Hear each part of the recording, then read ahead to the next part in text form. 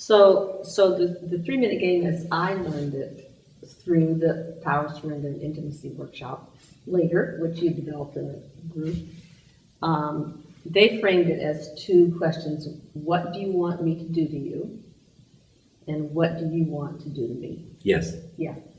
And that was fun right off the bat. So I'm taking this home. And then when I started using it, then sometime later when I started working with clients and I pulled it out of the closet and started playing with the clients, I was amazed at how difficult it was for people to, number one, as you're saying, notice what it is that they want. And then, of course, I see it in other people, and then, of course, I see it in myself, like, where are the places in my life that I don't know what I want, I'm not asking for. That's the problem with working with people. You start seeing it in yourself. Yes, yes. But what most surprised me was that the first question, what do you want me to do to you, we can kind of figure it out. Like, we may not be very good at it, but we at least have some context of what it means. But the second question, what do you want to do to me? That's the one that completely threw people. And I had one person, this was fairly early, it was a little evening workshop, and this was a person who had a lot of experience with group touch and sex and all kinds of stuff. She was very experienced. And the previous thing, the person she was working with said, I want you to rub my head or whatever it was, and she was perfectly comfortable. But when he said to her, what do you want to do to me? She couldn't even understand the syntax of the question. She's like, what do you mean? What does that mean? Like, she couldn't get it. And I sort of coached her, well, maybe you want to, he was wearing this fuzzy sweater, maybe you want to feel the fuzziness. And she says, well, why would I want to touch somebody? It doesn't make any sense to her.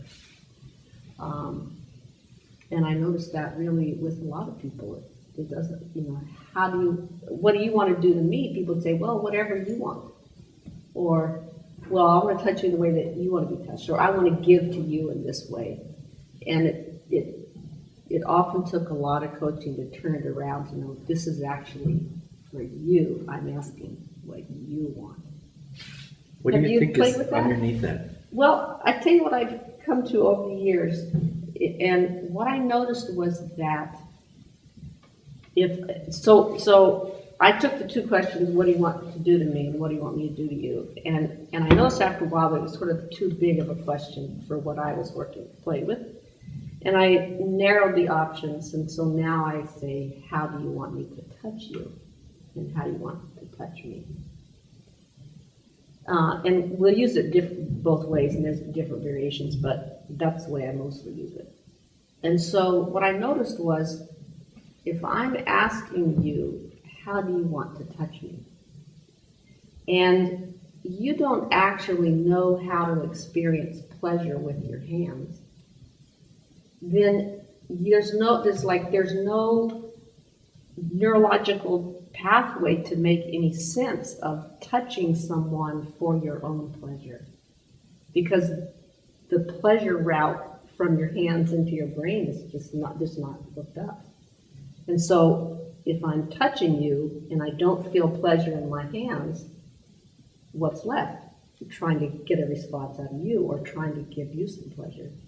And so I learned that this thing has to be hooked up. So now I actually start with that. I start with, how do you hook up the pleasure centers?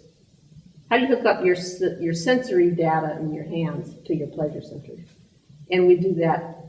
I do that with an object so that you take the interpersonal dynamic out of it. Mm-hmm. And once that clicks, it's very visible when it clicks. People are like, oh yeah, it feels good.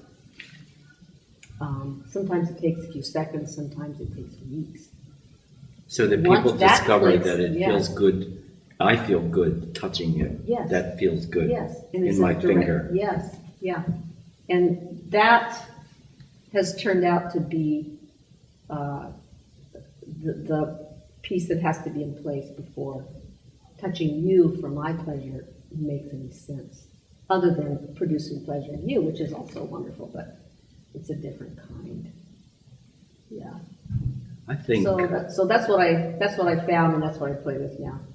underneath this, there is the idea that I have permission Yes.